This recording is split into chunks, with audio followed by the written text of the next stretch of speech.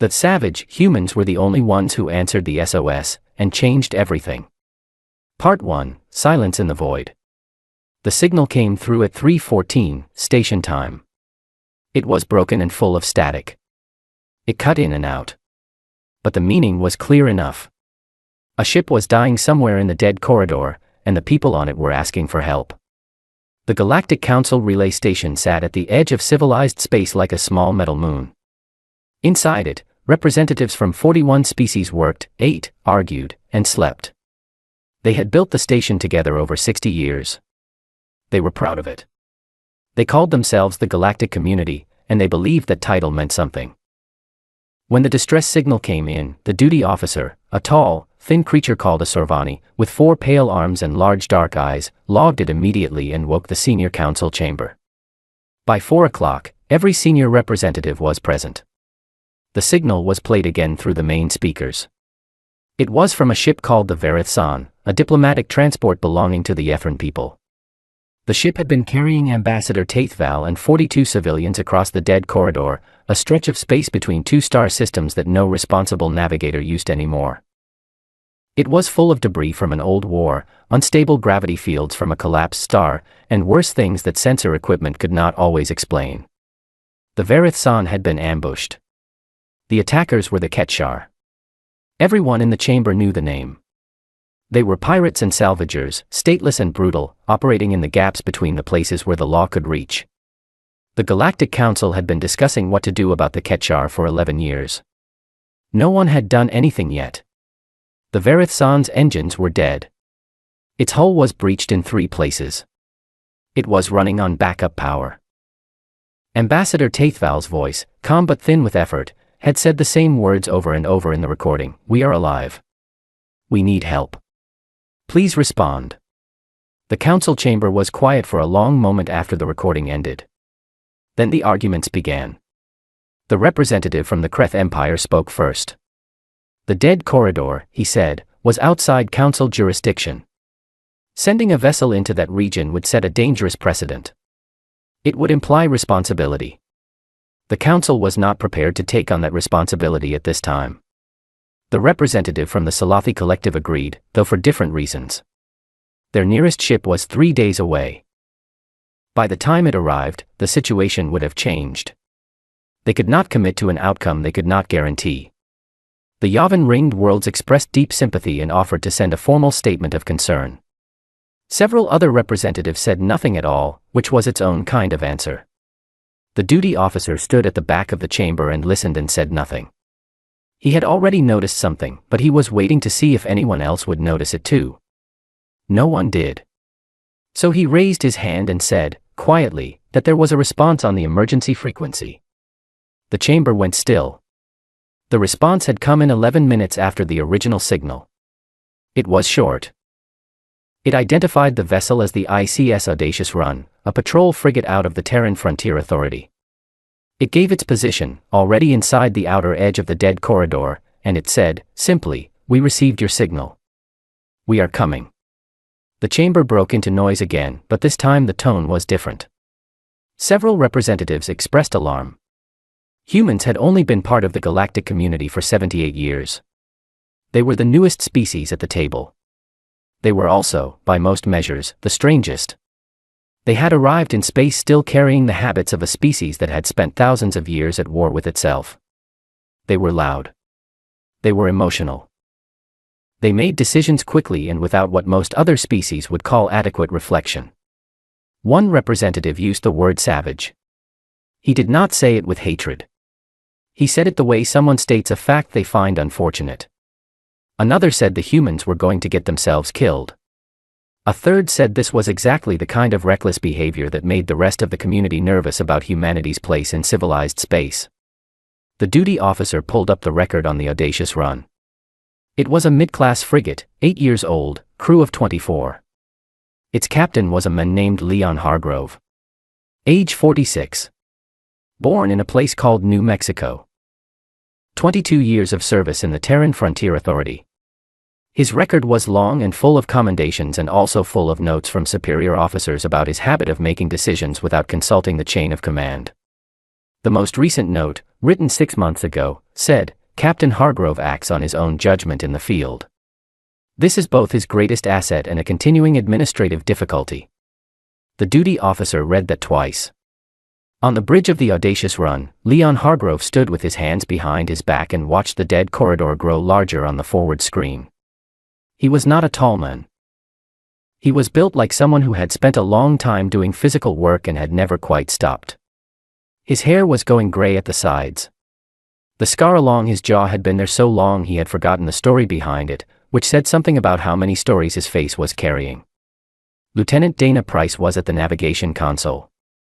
She had not slept in 19 hours, which was not unusual for her. She had already mapped 3 possible approach routes through the outer corridor and was working on a 4th. She did not ask whether they were going. She never asked that kind of question. Corporal Ezra Dunning was running a diagnostic on the weapons systems from the secondary bridge, talking to himself in the low steady murmur he used when he was concentrating. Sergeant Wade Hollis was checking the emergency gear lockers with the focused calm of someone who had done it many times and wanted to make sure he would not need to do it quickly. Private Cora Bell was in the medical bay, pulling out supplies and organizing them in a way that suggested she was thinking about injuries she hoped she would not see. Chief Engineer Paula Grant came up from the engine room and stood next to Hargrove. She was holding a tablet and she had engine grease on her forearm. "We are not exactly ready for this," she said. "I know," Hargrove said. "The port stabilizer is still running 10% under spec. I told you last week." "I know," he said again. "And the corridor is going to play hell with our sensors." "Paula," Hargrove said. She stopped. "Fix what you can on the way," he said. She looked at him for a moment. Then she went back to the engine room. Hargrove turned back to the screen. The corridor was dark and full of old wreckage, and somewhere inside it 43 people were waiting to find out if anyone was coming. The audacious run moved forward. Back at the relay station, the council chamber was still debating. 3 representatives had begun drafting a formal letter of inquiry to the Terran Frontier Authority, asking why their vessel had entered a restricted area without council approval.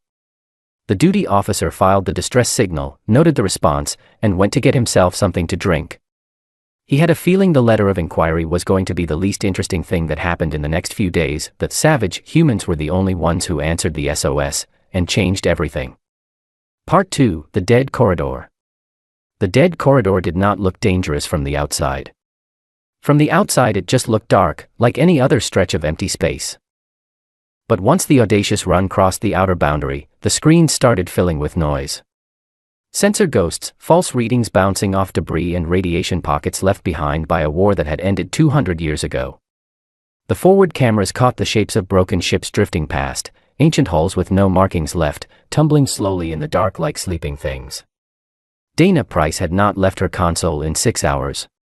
She had mapped 2 lanes through the debris that the ship could use without shredding itself, and she was working on a 3rd as a backup. Her coffee had gone cold twice. She had not touched it either time. The data on her screen was more interesting than coffee. Hargrove stood behind her and watched the screen without speaking. He had learned a long time ago that the best thing to do when Dana Price was working was to stay close without getting in the way. The signal from the Verith San was still coming in, but it was weaker now. Hargrove had replied twice. Taithval's voice had come back both times, brief and carefully calm, the way people sound when they are trying very hard not to sound frightened. "How many hours?" Hargrove asked. 6, maybe 7, Dana said. "If we go slow enough to avoid the big debris fields. And if we don't go slow." She turned and looked at him. "Then we might not get there at all." He nodded and said nothing else. They went slow. 3 hours into the corridor, Wade Hollis found the raiders first. He was running a passive scan, not broadcasting, just listening, when the returns came back wrong. Too many of them. Too close together. Moving in a pattern that had nothing to do with drifting wreckage. "Captain," he said, and his voice was the same as always, flat and dry, like a man reading a list. "We have company." 11 minutes later, Hargrove had a clear picture on the forward screen. 3 Ketchar ships, old and battered but still moving well, circling the area around the Verith San's last known position. They were not attacking anymore. They were waiting. Waiting for the alien ship to go quiet enough to board safely. Hargrove looked at the screen for about 10 seconds. Then he opened the corridor-wide broadcast channel and spoke. "This is Captain Leon Hargrove of the ICS Audacious Run, Terran Frontier Authority. I am addressing the vessels currently operating near the disabled ship at grid reference 749er. You will move away from that ship and exit the area. You have 15 minutes. There was a long pause. Then laughter. It came through the speakers in crackles and bursts, 3 or 4 different voices, all finding something very funny about what they had just heard. One voice, rougher than the others, spoke in broken Standard Galactic, "You are one ship. We are 3. Go home, little human." Hargrove closed the channel. "Paula," he said into the ship intercom. "I heard," she said from the engine room. "What do you need?" "Everything you have. Right now. You'll have it." What happened next was not the kind of fight that anyone would tell stories about at a council table. It was not clean or organized. It was a street fight in the dark, in a corridor full of wreckage, between ships that should not have been there. Hargrove used the debris field as cover. He moved the Audacious Run through gaps that the raider ships could not follow, cutting angles that should not have worked for a frigate of its size. Dana called the turns with 10 seconds of warning, sometimes less, trusting Hargrove to react before she finished the sentence. The first raider ship came around a spinning piece of old hull plating and found the Audacious Run already pointing at it. Wade Hollis fired twice. The raider ship went dark. The second tried to flank. Hargrove had expected that. He had already positioned the ship to use the gravity shadow of a large debris cluster as a blind, and when the raider came around the cluster's edge it was moving too fast to adjust. The collision with the debris cluster did most of the work. One shot from Wade finished the rest. The third raider pulled back and started broadcasting. It was calling for help. Calling for more ships. Hargrove noted that and kept moving. Cora Bell was in the corridor outside the engine room, on her knees in a vacuum suit, pressing a seal patch against a hull breach that was trying to widen. The ship had taken a hit in the exchange, and the breach alarm was screaming. She had gotten there before the automated system had finished its own assessment. Her hands were steady.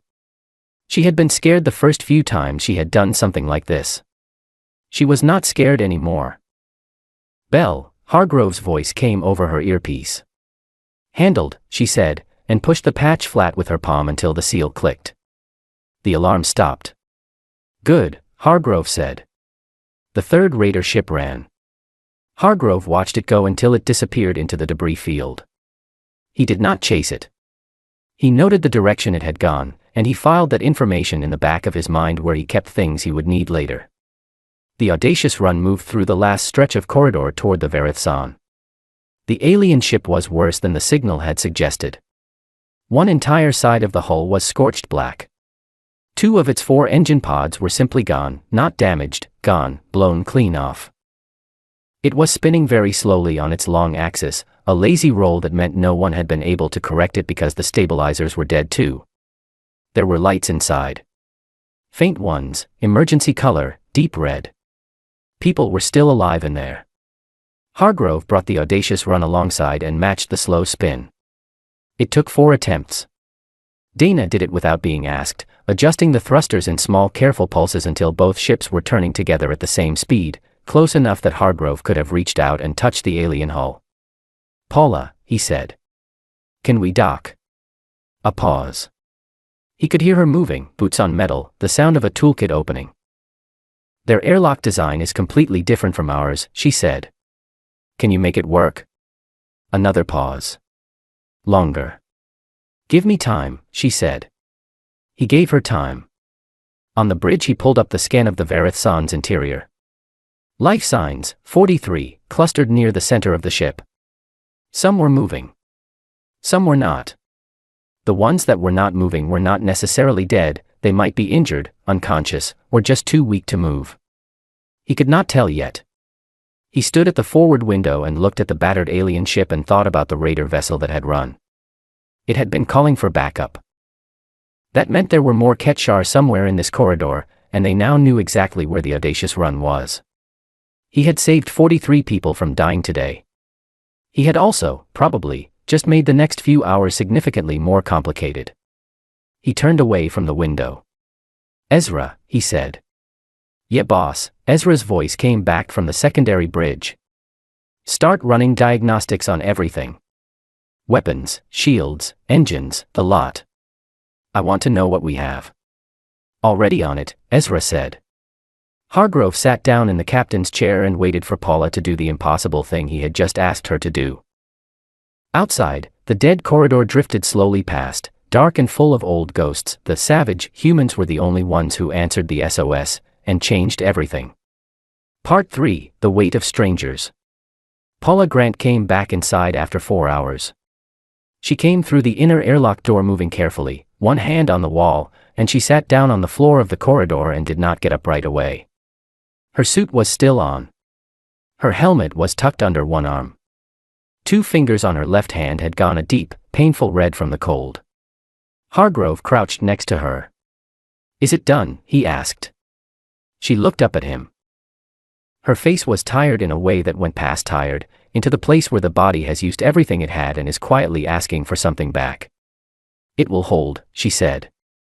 "It is not pretty. But it will hold." He looked at her fingers. "Medical bay," he said. "In a minute," she said. "Now, Paula." She went. The docking connection between the Audacious Run and the Verithsan was a thing that should not have existed. Paula had built it out of pieces of equipment that had never been designed to work together: spare connector rings from 2 different docking protocols, a length of flexible pressure tubing meant for something else entirely, and 3 things that Ezra Dunning had found in a storage locker and could not name but suspected might be useful. The result was ugly and uncomfortable to look at, but when Hargrove put his hand against the seal, he could not feel any air moving past it. He gathered the boarding party. It was himself, Cora Bell, Wade Hollis, and Ezra Dunning. Dana stayed on the bridge because she was the only one he trusted to navigate if something happened and they needed to leave quickly. Paula was in the medical bay getting her fingers treated. The rest of the crew stayed at their stations. They crossed through the connection tunnel one at a time, pulling themselves along in the low gravity. The tunnel flexed slightly as they moved through it, which was not a comfortable feeling, but it held. The inside of the Verithsan was dark except for the red emergency lights. It smelled strange, not bad, just completely different from anything Hargrove had smelled before. Something like warm minerals and a faint sharpness that sat at the back of the throat. The air was thin but breathable. The life support was running on the last of its backup reserves. They came into the main hold and stopped. 42 beings looked back at them from the far side of the room. 7 different species, crowded together in the dim red light. Some of them were large. Some were small. Some had too many limbs or too few eyes or shapes that the human eye took a moment to figure out. Several of the smaller ones moved quickly to the back of the group when the humans came in. Hargrove took in the fear on their faces, or what passed for faces, and understood it immediately. He had read the briefing files on how humans were classified in the galactic community. He knew what these people had been told about his species. He did not argue with it. He set his weapon down on the floor, slowly, in plain sight, and sat down beside it. Wade Hollis, standing behind him, said nothing. After a moment he did the same thing. Ezra Dunning looked at both of them, shrugged, and sat down too. Cora Bell was already moving. She was not sitting. She was scanning. Her eyes were going over the group the way a person's eyes go over a room when they are looking for something specific, and what she was looking for was the ones who were hurt. She found them quickly. 3 beings near the center of the group, sitting very still in the way that injured things sit still, not calm, but conserving. She crossed to them without hesitating, pulling her medical kit from her pack, and she crouched down and began working without asking anyone's permission. The group did not stop her. They watched her. A few of them moved closer, cautiously, to see what she was doing. From the back of the hold, a single figure walked forward. Taithval was tall for a Yethran, about the same height as Hargrove, with long arms and a narrow face and eyes that were a very pale shade of gold. He had been a diplomat for 30 years. He had met representatives from dozens of species. He had shaken hands with beings that breathed methane and attended state dinners where the food was alive. He had never met a human before today. He stopped a few steps from where Hargrove was sitting on the floor. He looked at the weapon on the floor. He looked at Hargrove. "You are the captain," he said. His standard galactic was careful and exact. "I am," Hargrove said. "You answered our signal." "We did." Taithval was quiet for a moment. He seemed to be choosing his words carefully, the way a person does when they feel like the ordinary words do not quite fit. "The Galactic Council did not respond," he said. "I know. We sent the signal to the relay station first. We had to wait several hours before we sent it on the open frequency. We believed the Council would come." "They didn't," Hargrove said. There was no judgment in his voice. It was just a fact. Taithval looked at him for a long moment. "Why did you come?" he asked. Hargrove thought about it. He was not a man who said more words than he needed to, and he wanted to make sure he got the right ones. "Someone was in trouble," he said. Taithval waited, as if expecting more. More reasoning. More strategy. Some explanation of what the humans stood to gain or what treaty obligation had brought them here. Nothing else came. "That is the whole reason?" Taithval asked. "That is the whole reason," Hargrove said. In the corner of the hold, Wade Hollis had ended up near a group of young ones, small creatures, not quite children but not grown either, from a species Hargrove did not recognize. They had been pressed against the wall when the humans came in, and they had not moved far since. Wade had not tried to approach them or speak to them. He had just stayed where he was, still and quiet, and after a while one of them had crept closer. Then another.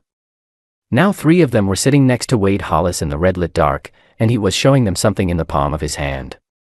Hargrove could not see what it was from across the room. It did not matter. Taithval had turned to watch too. "Your people are very strange," he said. He did not say it with contempt. He said it the way someone says something they are still working out. "I know," Hargrove said. "We were told that humans were dangerous. Unpredictable. That you had spent most of your history fighting each other." "That is all true," Hargrove said. Taithval looked at Cora Bell, who was now finishing the treatment on the 3rd injured passenger, talking quietly to the being as she worked, in a tone that needed no translation. He looked at Wade Hollis, sitting with the young ones. He looked at Ezra Dunning, who had found the Varith San's damaged life support panel and was already pulling it open to look at the wiring inside. No one had asked Ezra to do that. He had just seen a problem and started working on it. "The Council described humans as a savage species," Taithval said quietly. "I have used that word myself, in reports. In conversations." Hargrove said nothing. "I do not think," Taithval said, even more quietly, "that I will use it again." The life support gave a small cough and then steadied. The air pressure climbed a fraction. Ezra's voice came from behind the panel, "There you go." Someone in the group let out a sound that might have been relief. Hargrove could not be sure. But the red lights felt a little less heavy after that. The savage humans were the only ones who answered the SOS, and changed everything. Part 4, What They Told the Council. The mission report took Hargrove 40 minutes to write. He sat at the small desk in his quarters with the door open and wrote it plainly, the way he always wrote reports, what happened, in order, without decoration.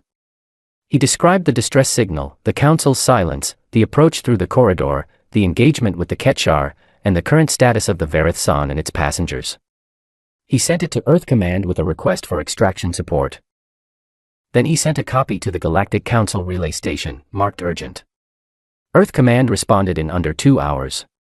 2 frigates, the ICS Carver and the ICS Noon Ridge, were being rerouted to the dead corridor. Estimated arrival, 19 hours. The Galactic Council did not respond. Hargrove noted that and went back to work. The hours that followed were busy in a quiet way.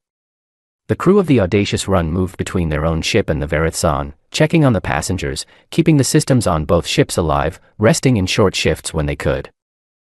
Cora Bell had set up a small treatment area in the Varith San's hold and was working through the injured one at a time, consulting her medical database on species she had never treated before and adapting as she went.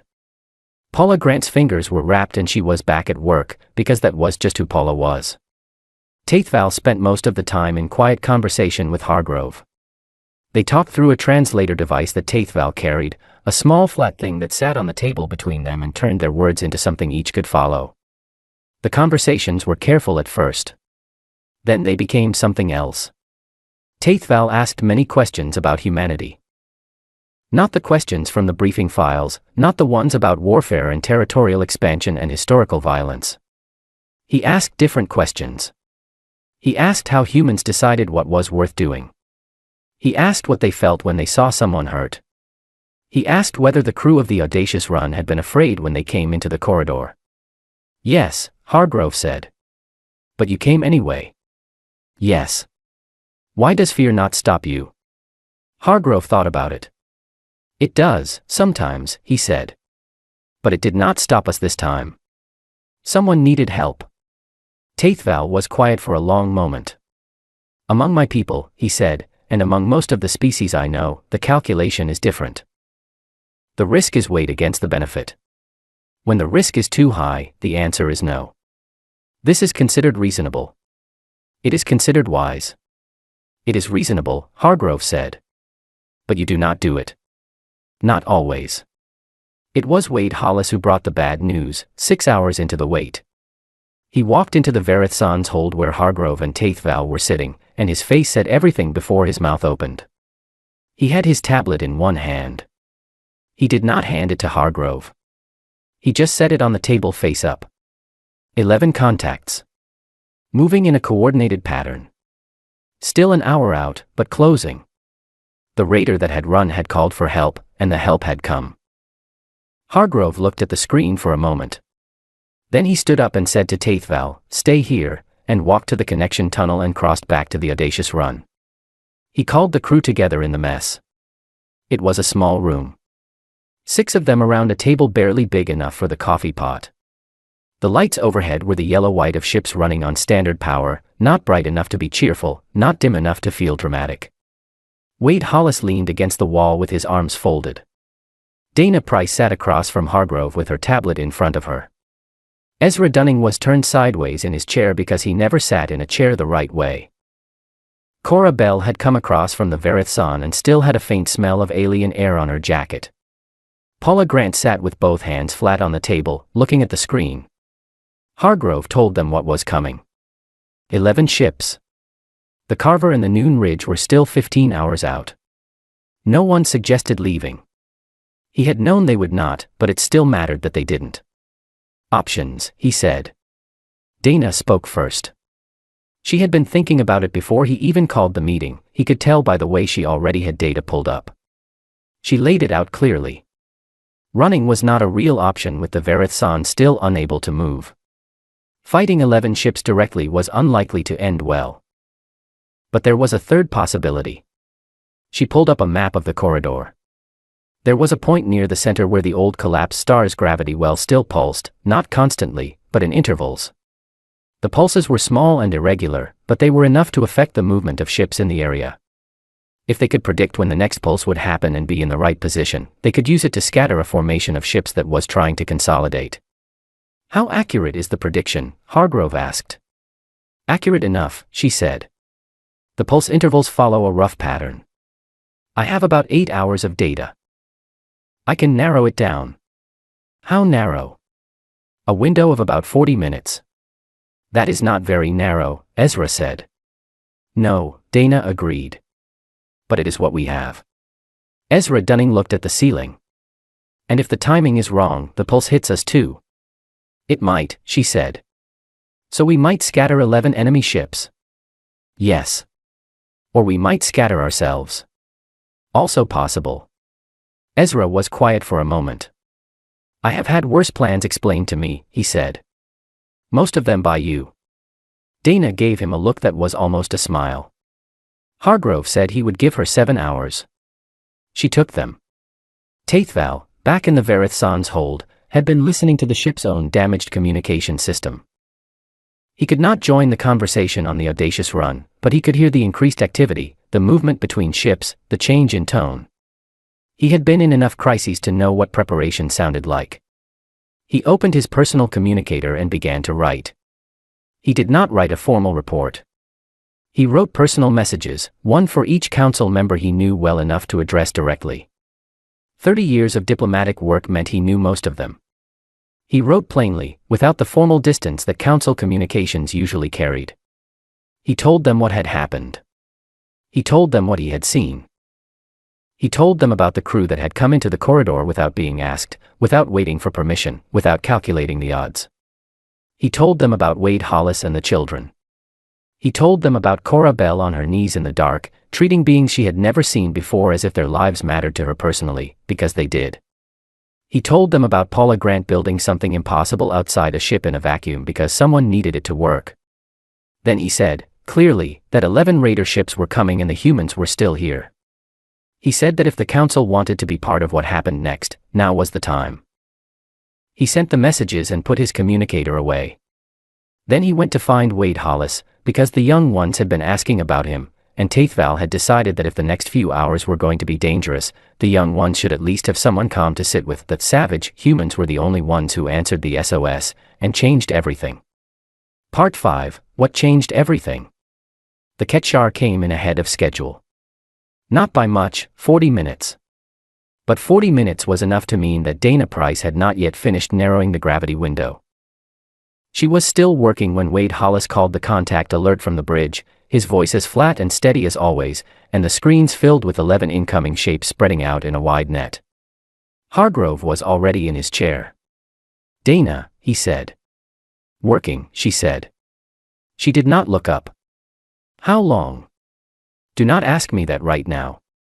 He did not ask again. The Ketchar formation was well organized. More organized than the 3 ships in the first encounter. Whoever was leading them had spread the ships wide enough that the audacious run could not avoid all of them at once. They were trying to box it in, push it against the debris field, take away the room to maneuver. Hargrove positioned the audacious run between the incoming formation and the Varith San and did not move. He had made this decision before the enemy arrived. He had thought about it carefully, in the quiet hour before the contact alert, and he had decided that the one thing he was not going to do was make the Varith San easy to reach. If the Ketchar wanted to get to those 43 people, they were going to have to go through the audacious run first. That was simple. That was clear. It was the kind of decision that made everything else easier. The first exchange of fire started at long range and was mostly noise, shots that hit nothing, probing the distance, both sides testing. Wade Hollis fired back twice, precise and unhurried, keeping the leading ships from getting comfortable. Then 2 things happened close together. The ICS Carver and the ICS Noon Ridge came out of their jump at the edge of the corridor. They were 4 hours early. The captain of the Carver had pushed his engines harder than the estimate allowed and the Noon Ridge had matched him. They had been listening to Hargrove's open tactical channel on the approach and they came into the fight already understanding the situation, already moving into position. The audacious run's crew did not cheer. They just got back to work, because now the odds were different and different odds meant different decisions. 3 human ships against 11 Ketchar. Still not comfortable. But workable. "Dana," Hargrove said. "I have it," she said. 22 minutes. The window is 22 minutes. How wide? Wide enough if we move now. He moved. The plan required the audacious run to be in a specific place at a specific time, inside the gravity influence of the old collapsed star. Getting there meant crossing through the loose outer edge of the Ketchar formation, which meant taking fire. Hargrove did it anyway. He drove the ship straight through the gap between 2 of the incoming vessels, close enough that the screens went white with weapons flash, and Paula Grant lost the secondary engine on the right side to a direct hit. Ezra Dunning's voice came over the intercom immediately, "I have it." Rerouting. "How long?" Hargrove asked. "Already done," Ezra said. The audacious run came through the gap still moving. The Carver and the Noon Ridge pressed from the other side, keeping the formation busy, preventing them from consolidating. The 3 ships worked together without a conference call, without orders going back and forth. They had all trained in the same way and they read the same battle the same way and they trusted each other to keep reading it correctly. Dana counted down from 10. Her voice was perfectly level. The pulse came at 3. It was not a big thing to see. No explosion, no flash. Just a ripple in the sensor data and then a change in every ship in the area, a sideways push, gentle but sudden, like someone nudging a table full of glasses. For the audacious run and the Carver and the Noon Ridge, positioned with the pulse's direction in mind, the push was manageable. For the Ketchar formation, spread wide and caught at the wrong angle, it was something else. 5 ships were thrown into the debris field. 2 of them hit hard and did not come back out. The other 3 bounced clear but were badly damaged and out of position. The remaining 6 Ketchar ships broke formation. 2 more went down in the exchange that followed. The other 4 ran. Hargrove watched them go. He did not chase them this time either. He noted the direction, the same as before, and he thought that someone with more resources than he had would need to follow up on that problem eventually. But that was for later. The corridor went quiet. Cora Bell's voice came over the intercom from the Verithson. All passengers accounted for. No new injuries. Hargrove let out a long breath that he had been holding for a while. They were still sitting in the quiet of the aftermath when 3 new ships appeared on the screens. Council vessels. Well-equipped, well-maintained, moving in a clean formation that suggested they had never been in any real danger on the way here. They had brought a repair barge and a medical team. Someone had listened to Taithval's messages. Not everyone, but enough. The council representative opened a channel. He was a Sorvani, senior rank, with the careful voice of someone who had been trained to speak well in difficult situations. He identified himself and his ships and said that the Galactic Council was pleased to provide assistance in this rescue operation. There was a pause on the channel.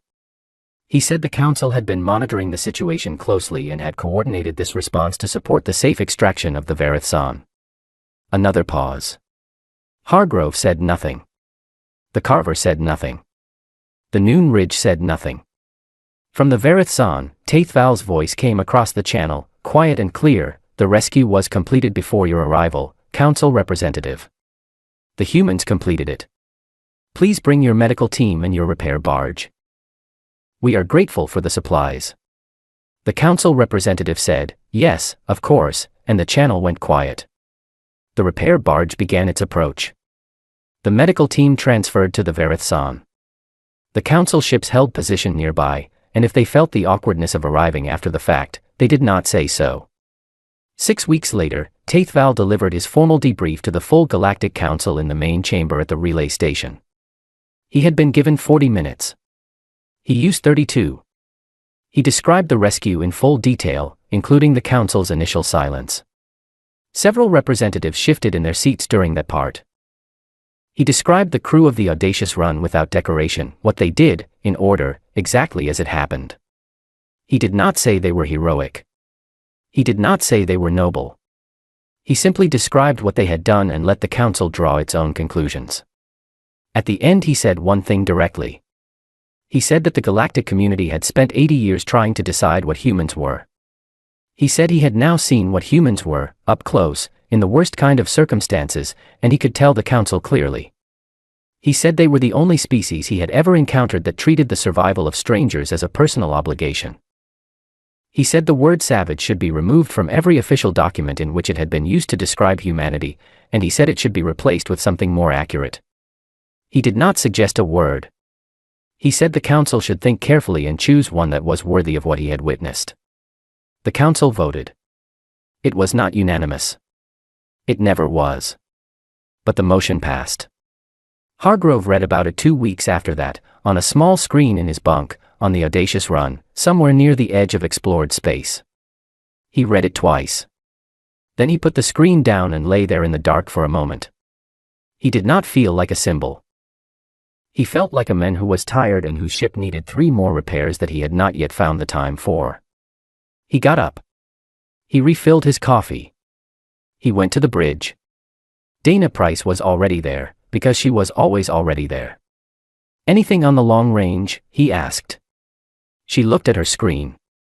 A few things, she said. Nothing urgent. Keep watching, he said.